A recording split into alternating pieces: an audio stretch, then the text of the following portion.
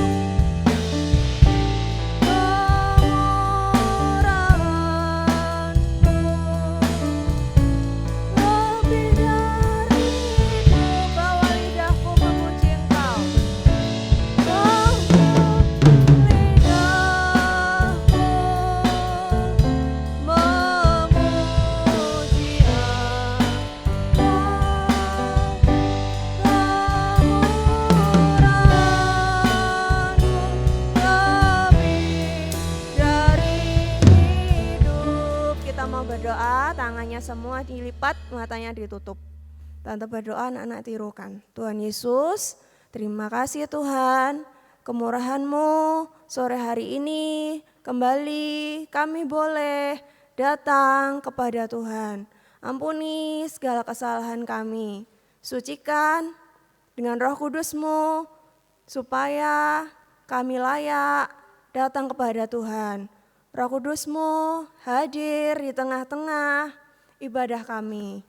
Kuasa iblis mau mengganggu, kami usirkan di dalam nama Tuhan Yesus Kristus. Darah Yesus yang berkuasa.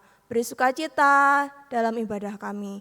Di dalam nama Tuhan Yesus Kristus, kami siap memulaikan ibadah kami. Haleluya, amin.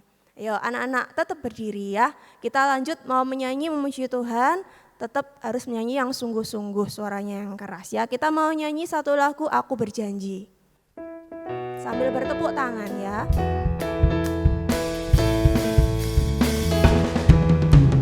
Setiap hari aku nakal, sukanya mengganggu teman.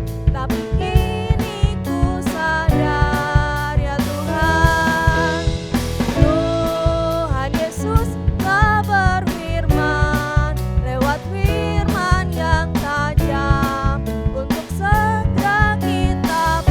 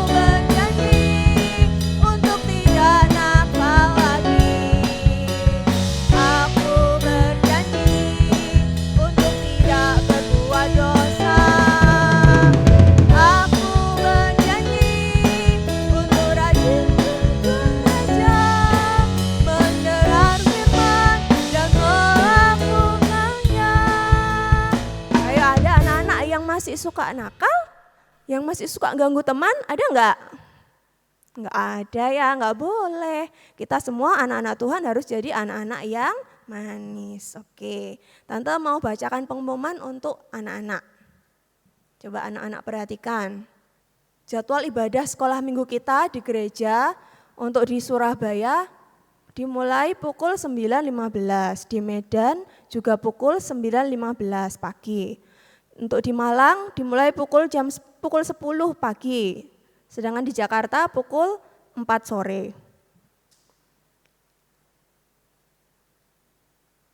Ringkasan firman Tuhan, link YouTube, tugas atau kegiatan sekolah minggu bisa anak-anak lihat di Google Classroom ya, dengan kode KZYIIENP. Kalau anak-anak berhalangan untuk hadir ibadah di gereja, anak-anak bisa mengikuti ibadah sekolah minggu dari YouTube gereja ya. Kemudian setiap anak-anak beribadah, baik waktu online atau juga waktu di gereja, anak-anak semua harus pakai pakaian yang rapi. Dan jangan lupa disiapkan Alkitab, juga alat tulis untuk anak-anak yang sudah bisa membaca dan menulis. Baik, itu pengumuman yang bisa Tante sampaikan. Sekarang waktunya kita mau mendengarkan firman Tuhan. Anak-anak boleh berdiri, sikap yang baik, kita mau menyanyi, mari masuk. Nyanyikan dengan sungguh-sungguh, kita datang kepada Tuhan.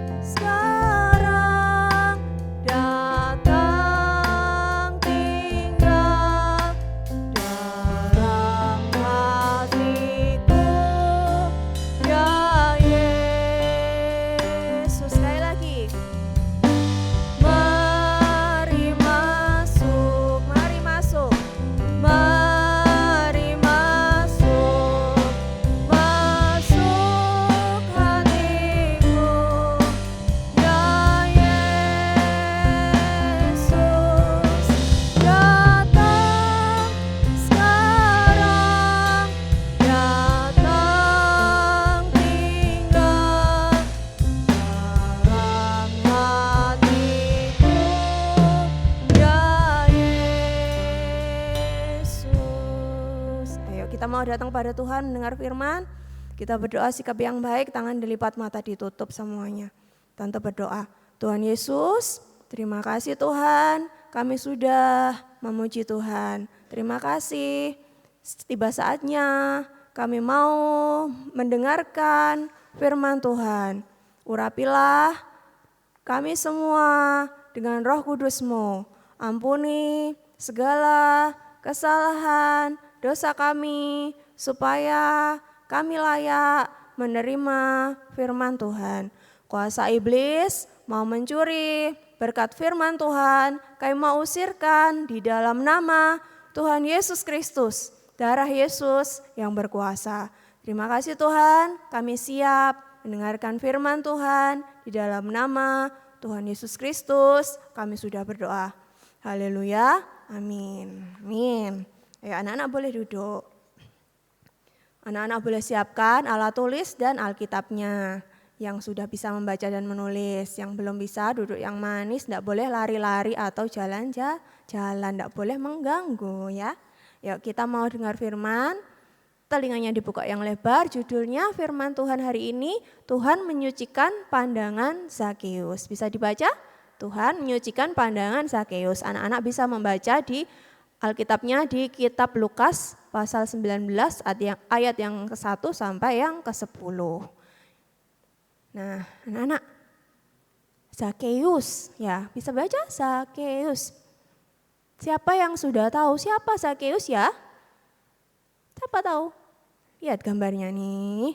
Nah, ini Zakeus. Zakeus lagi ngapain ya? Menghitung, uangnya banyak. Nah, Zakeus ini dituliskan di Alkitab. Pekerjaannya adalah pemungut cukai. Pemungut cukai, apa itu? Pemungut cukai itu sama dengan pemungut pajak. Nah, zaman itu, waktu itu pemungut cukai seperti Zakheus ini tidak disukai sama orang-orang, dibenci. Lihat orang-orang yang di sebelahnya, oh mereka juga sedih, kenapa ya? Oh, karena pemungut cukai itu biasanya memungut pajak lebih dari yang seharusnya. Nah, mereka mengambil lebih dari yang seharusnya. Artinya sama kayak merampas uangnya orang, merampas haknya orang lain. Baik apa enggak? Baik apa enggak? Enggak baik ya. Sama dengan mencuri. Orang-orang di sekelilingnya jadi apa? Sedih. Nah, menyakiti hati sesama, mencuri punya sesama, mengambil punya sesama, itu tidak baik ya. Nah, terus ceritanya gimana ya Zakheus ya?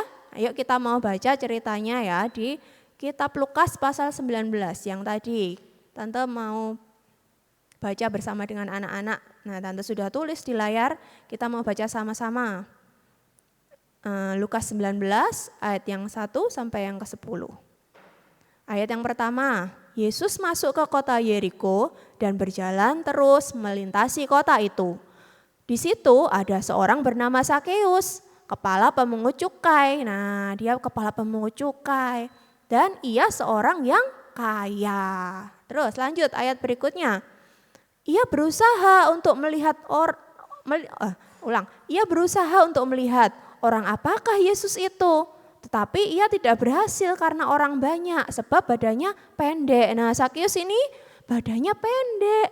Dia di antara kerumunan orang banyak mau melihat Yesus nggak bisa karena badannya yang pendek tadi. Terus, maka berlarilah ia mendahului orang banyak, lalu memanjat pohon ara untuk melihat Yesus yang akan lewat di situ. Nah, Zakheus lalu nggak berhenti, nggak kelihatan terus berhenti enggak, tapi dia lari di depan, terus dia manjat pohon yang tinggi. Nah, dia naik ke atas pohon untuk apa?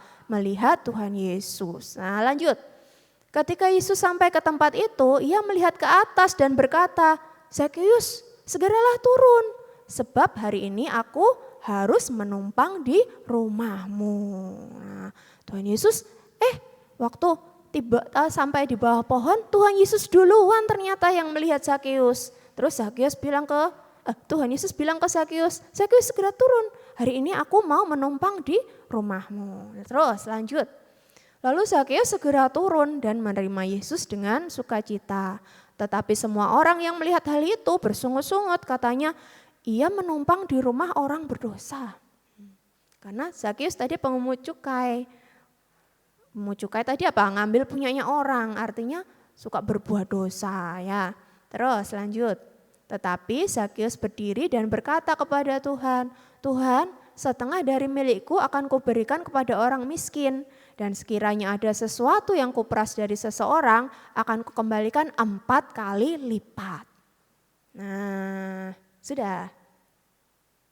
Nah, anak-anak sudah baca ya, tadi Zakheus apa kerjaannya? Pekerjaannya adalah seorang pemungut cukai. Tadi artinya pemungut cukai apa? Sama dengan suka mengambil milik orang, ya merampas milik orang. Itu dosa apa enggak? Dosa. Nah, makanya tidak boleh suka merampas atau mencuri. Ada anak-anak yang suka merampas atau mencuri? Kita lihat punya teman mainan yang, mainan itu kok bagus ya, aku belum punya, terus diambil, bagus enggak? Enggak, itu dosa. Nah, kehidupan Zakheus ini anak-anak mewakili kehidupan kita. Nah, seringkali kita masih juga gitu, kalau kita merampas milik orang, mengambil milik orang itu sama dengan menyakiti hati orang, atau membuat orang sedih ya. Nah, kayak gitu enggak boleh. Kehidupan Zakheus tadi, cerita Zakheus mewakili kehidupan kita bangsa kafir yang masih suka merugikan orang lain. Nah, Tante umpamakan Zakheus ini seperti sedang memakai kacamata. Kacamatanya ini kacamata yang untuk sukanya melihat uang. Nah, dia cuma lihat uang, pokoknya aku dapat uang. Semua uang harus untuk aku, sampai orang-orang lain jadi sedih, sampai orang lain jadi tersakiti. Nah, dia egois. Zakeus nggak peduli, biarpun dia sedih, biarpun dia marah, nggak peduli. Pokoknya uangnya masuk ke Zakeus. Nah, Zakeus lagi pakai kacamata uang ya. Nah, itu namanya kacamata uang atau kacamata egois. Nah, karena Zakeus tadi pakai kacamata uang, kacamata egois, jadi Zakeus tidak bisa melihat sesama, juga tidak bisa melihat Tuhan. Nah, kita jaga ya supaya kehidupan kita jangan seperti itu. Ah iya, kemarin aku gitu ya tante, aku mencuri diam-diam punyanya uangnya mama. Aku diam-diam ngambil mainannya teman. Nah, aku juga kemarin marah-marah sama mama. Itu termasuk juga menyakiti enggak kalau marah-marah? Iya, menyakiti mama, menyakiti papa. Nah, kita jangan kayak gitu ya. Itu namanya egois, enggak peduli. Biarpun mama sedih nggak peduli, biarpun temannya sedih mainannya hilang nggak peduli. Nah itu namanya egois. Nah tapi kehidupan seperti Zakeus mau ditolong sama Tuhan ya. Nah tadi Zakeus ditolongnya gimana? Tuhan menolong lewat berita.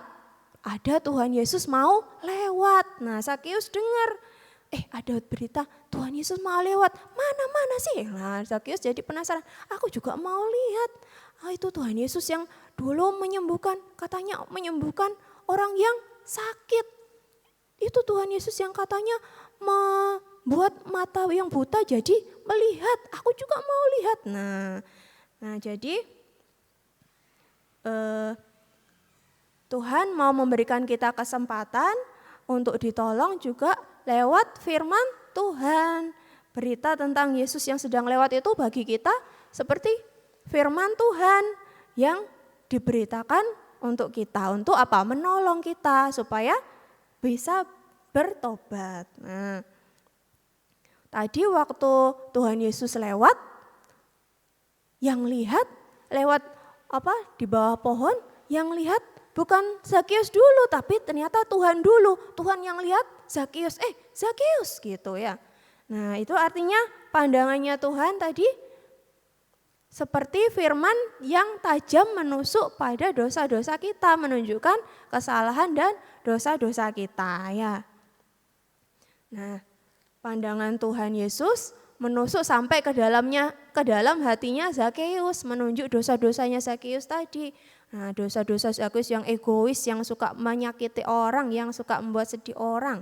Nah firman Tuhan yang disampaikan, yang kita dengar juga gitu, mau menunjuk setiap dosa-dosa kita supaya kita bisa tertolong. Nah terus ada firman Tuhan yang disampaikan, sikapnya Zakeus tadi apa? Terhadap berita kalau Tuhan Yesus mau lewat. Sikapnya Zakeus apa tadi? Nah tadi pertama sikapnya Zakeus waktu banyak orang berkerumun, kan dia tubuhnya pendek ya, tidak kelihatan. Tapi Zakeus gimana, menyerah? Enggak, Zakeus berusaha, apa ya, mana ya, enggak kelihatan, banyak orang tinggi-tinggi, dia pendek, mana ya. Nah Zakeus berusaha sungguh-sungguh, enggak kecewa terus berhenti pulang, enggak. Tapi Zakeus berusaha, aku juga mau lihat Tuhan Yesus. Nah pertama Zakeus berusaha, terus cukup sampai di situ, wah ternyata enggak kelihatan, ya udah pulang gitu.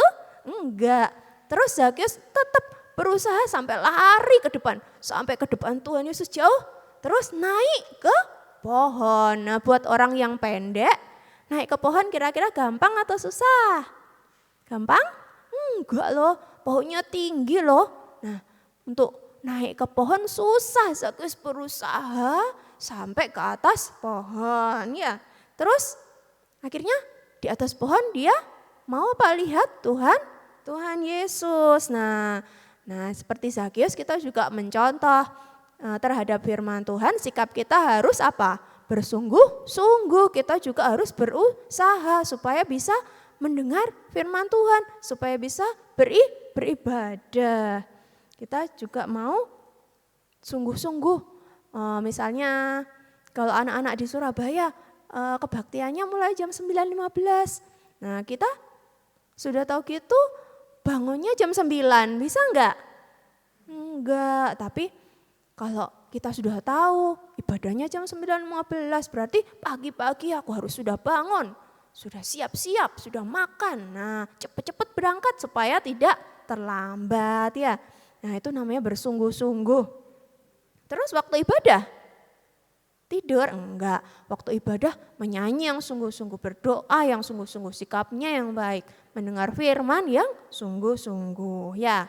Jadi tadi kita yang berdosa mau ditolong sama Tuhan lewat apa? Lewat firman, berita firman Tuhan. Nah, sikap kita terhadap berita firman Tuhan harus sungguh-sungguh.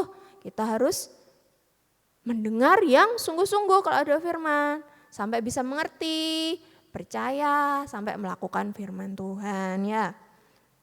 Nah, terus sikapnya Zakius yang ketiga ada lagi. Nah, saat Zakius di atas pohon, Tuhan Yesus lihat, Zakius turunlah, aku mau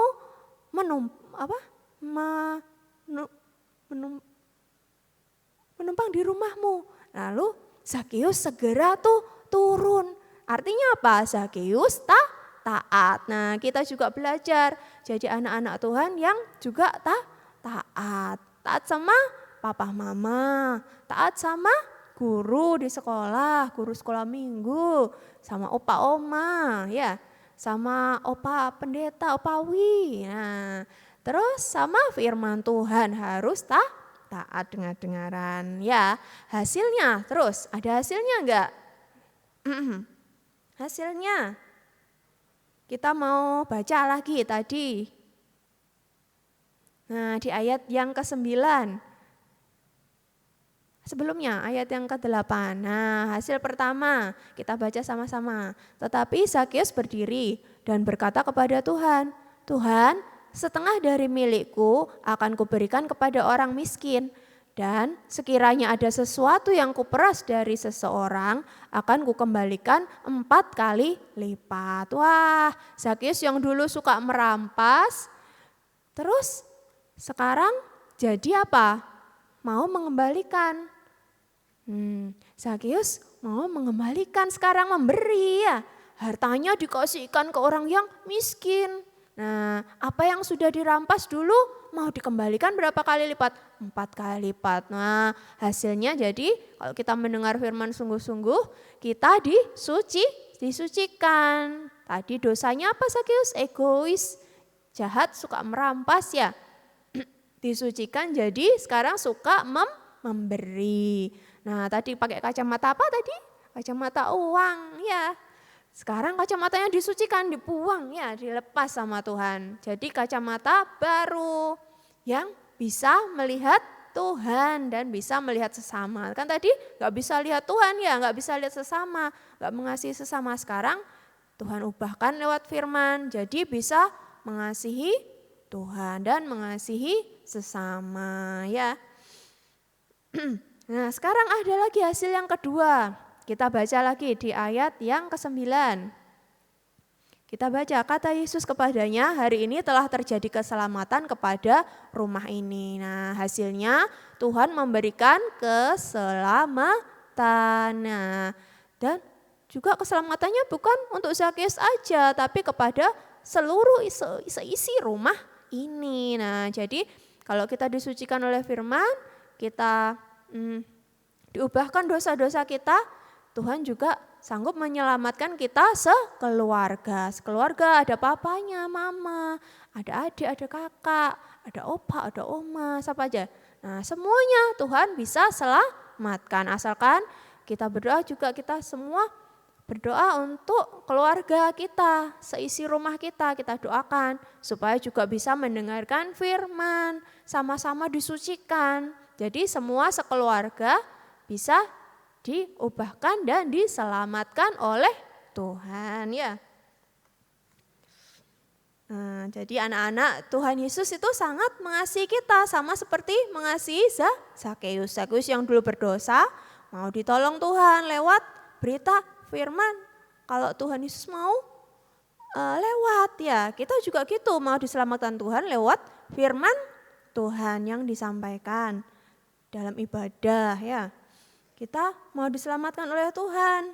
Nah, kalau sikap kita baik, sungguh-sungguh saat mendengar maka kita disucikan, diubahkan. Nah, terus kita juga tadi diselamatkan sekeluarga. Artinya apa? Mulai dari sekarang kita selalu ditolong oleh Tuhan. Sekeluarga selalu ditolong oleh Tuhan. Kalau ada yang sakit, Tuhan sembuhkan. Dan Tuhan selalu menghapus segala kemustahilan. Sampai nanti kemustahilan tertinggi kita jadi sempurna, disempurnakan oleh Tuhan saat Tuhan Yesus datang kedua kali ya. Ngerti? Nah, itu yang bisa Tante sampaikan hari ini ya. Supaya kita berdoa, supaya kita sekeluarga, Tuhan selalu mengingat kita sekeluarga dan menolong kita sekeluarga, memelihara kita lewat pembukaan firman, supaya kita disucikan dan sama-sama bisa menyambut kedatangan Tuhan kedua kali disempurnakan nanti ya. Baik, itu yang bisa Tante sampaikan. Kita mau sama-sama berdoa. Tangan dilipat, mata ditutup, anak-anak berdiri. Terima kasih Tuhan untuk kemurahan-Mu, kami sudah mendengarkan firman Tuhan. Biarlah firman Tuhan tertanam dalam hati kami dan bisa kami lakukan dalam kehidupan kami. Berkatilah kami sekeluarga, peliharakanlah lewat firman-Mu, sucikan dan selalu Tuhan tolong kami semua. Berkati kami semua yang melayani Tuhan, berkati anak-anak dimanapun berada. Sehatkan kami semua, berkati dalam sekolah juga semua Tuhan tolong. Terima kasih Tuhan, terima kasih. Kembalikan minggu depan kami bisa beribadah kembali dengan setia kepada Tuhan. Kami mengucap syukur untuk kemurahan-Mu hari ini. Kami serahkan doa kami di dalam nama Tuhan Yesus Kristus. Kami sudah berdoa, haleluya, amin. Terima kasih ya anak-anak, Tuhan Yesus memberkati.